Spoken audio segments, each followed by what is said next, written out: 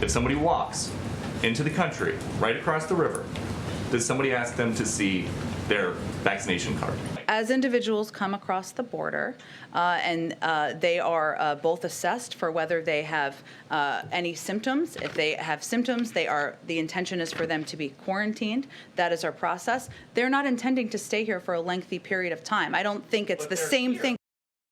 Yeah, they always leave right away. Fox News' Peter Doocy pressing the White House on the status of COVID testing for migrants as border agents grapple with more than 14,000 illegals taking shelter just under a bridge in Del Rio. Joining us now to react is Republican Texas Congressman Dan Crenshaw. Good morning to you, Congressman. Morning. Good morning. Yeah, you heard Peter Doocy asking her about that. You know, if you go over, let's say you go to Europe and you come back into the country, you have to show that you have a COVID test when you're at the airport. Yet we have all these people coming in from the southern border and they don't have to show any results. Look, the hypocrisy is really beyond the pale. And one thing that really stood out to me that Psaki said is that, well, they don't intend to stay here that long. Like everybody is trekking hundreds of miles and paying off cartels to cross our border illegally. Vacation. They're not going to stay here very long. They're just day trippers. They'll be right out. Maybe just do some shopping.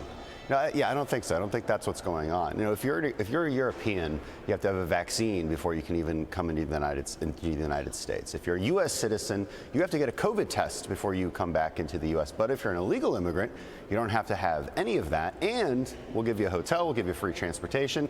And if you're lucky, the Democrats are also trying to give you a green card and a pathway to citizenship. So it's a pretty good deal if you just skirt our laws and cut in front of the line of everybody else in the world who possibly has a valid asylum claim to our country. And I was reading this morning, Congressman, the administration is going to welcome international travelers if they show the vaccination record starting in November. But what's going on our southern border right now, has been going on for a while during the COVID pandemic. But what's interesting is all the people from Europe, we would love to have them come over because they're bringing billions of dollars in tourist money to places like New York City and your state and things like that. So we want those people over. But you're right, the double standard is just a head scratcher. Well, the irony of her statement about that, again, was the people who are actually day trippers, the short length vacationers, those are actually, Europeans. Those are actually people from around the world. The people who are crossing our border are intending to stay. And look at this. There's like 50,000 people who have crossed and don't even have a court date. Right. Don't even have a court date. So there's zero chance they'll show up for a court date that they don't even have. They're definitely intending to stay. And the people who do have a court date, only about 13% have showed up for that at all. There's hundreds of thousands of people being let loose into the interior with no way to track them, no way to get them back, and no way to enforce our laws. Look, this is such a dereliction of constitutional duty that the Biden has engaged in. It's egregious. It's egregious. And it's also dangerous because guess what else is coming across the border? Hundreds and hundreds of pounds of fentanyl. Okay, human trafficking is occurring at record levels as well. So this is dangerous to our people. It's dangerous because of the pandemic. It's dangerous because of fentanyl overdoses.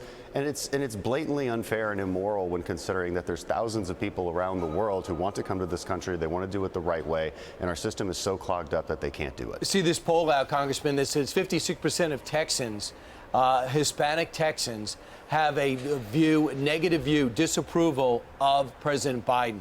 That's not the numbers. That's not the way you turn Texas blue. Have you noticed that with your constituents, Texans that see what's happening at the border and are not being won over? Yeah, that's exactly right.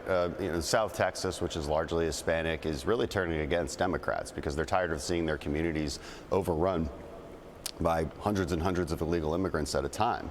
It's unsustainable. It takes away from their education system, from their healthcare system. It takes away from their quality of life. Look, it infringes, like at a fundamental level, it infringes on our national sovereignty.